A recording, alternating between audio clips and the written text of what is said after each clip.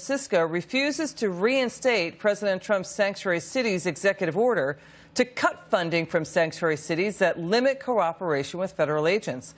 Now the administration is sending thousands of ICE agents to sanctuary cities. And so far, under President Trump, according to government data, illegal border crossings have dropped 70%, and arrests in the United States have increased 40%. Joining me now, Milwaukee County, Wisconsin Sheriff David Clarke. Sheriff, good to see you. Thank you. The House recently passed two border security measures, the No Sanctuary for Criminals Act and Kate's Law. Now, the Senate has yet to act on those laws. So, in the meantime, how dangerous is it for sanctuary cities to harbor illegal alien criminals?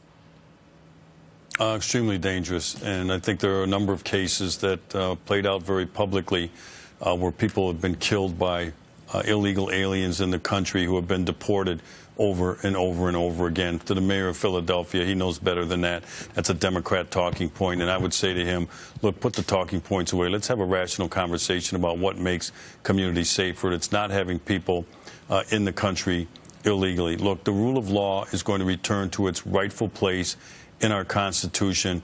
And President Donald Trump made that one of the highlights of his campaign, to return to the rule of law, to make sure that the borders of this country are secured, they're protected. And when you hear of these individuals that are back in 3, 4, and 5 times after being deported, it lets us know that we do need a wall. We need to really seal the border. You look at the drugs that are coming into the city of Philadelphia, the heroin, the cocaine, those are coming in for the most part through our southern border. So for these individuals to say that the illegal immigration issue makes it safer, it defies common sense. You know, Jeff Sessions is going to win this showdown, this stare down with this local community. We've had family members on this show whose loved ones were killed by criminal illegal immigrants. I want you to listen to this.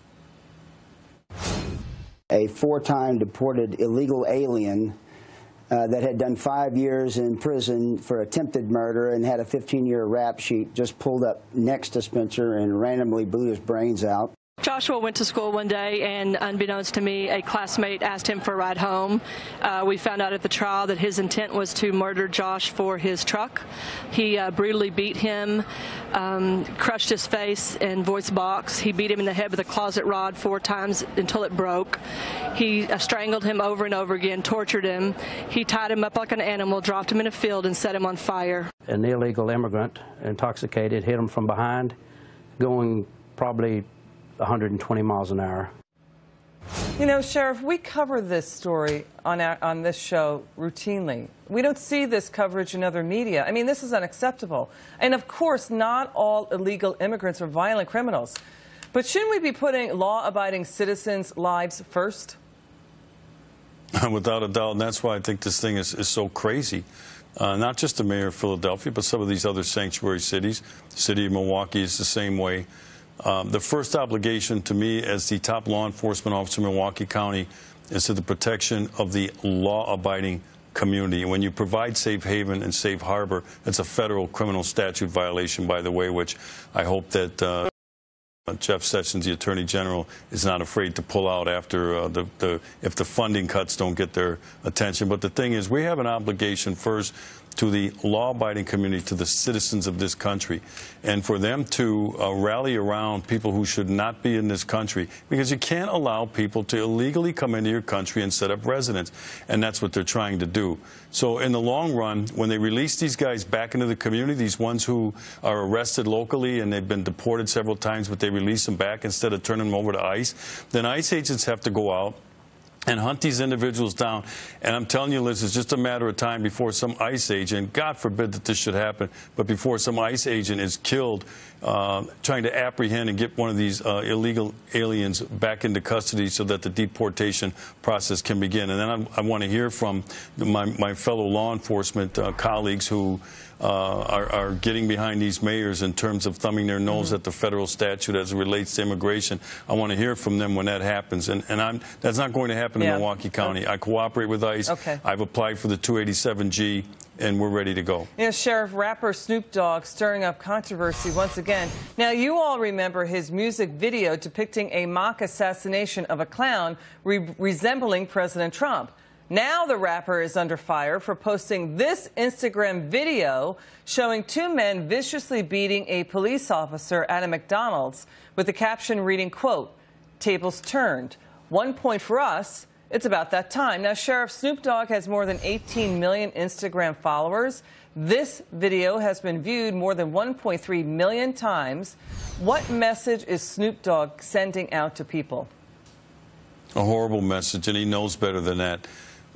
Look, this is his Quentin Tarantino moment. He's trying to, get his book stamped, and I'm down with the struggle, and I'm one of you, and he's not. He doesn't live in these communities where the police needed most, where most of this violence is occurring, and that's why I say shame on him. With stardom and with celebrity come a responsibility, and he should live up to that. Given the anti-cop sentiment in the country, isn't this irresponsible? Extremely. And like I said, he knows better. It'd be different if he meant well, but he doesn't mean well here. And, for him to do that, this is what furthers this war on cops. This is a residual of the war on cops that at least now we don't have that echo chamber in the Attorney General's office we had with Eric Holder and in the White House with President Obama, where they were fueling this anti-cop sentiment. That's what this does. And, like I said, Snoop Dogg doesn't have to worry about that because he doesn't live in these high crime areas, and he should think about that. He thinks he's down with the struggle, but he's actually hurting black people. And now to this, a uniformed police officer in Virginia denied service at a local McDonald's. Virginia conservation police officer, his name is Scott Naff, he claimed that a McDonald's worker refused to serve him his food at the drive-thru, telling the officer, quote, "I ain't serving no police." Now, the officer's wife, Kathy, she's upset. She's saying McDonald's has got to change. Listen.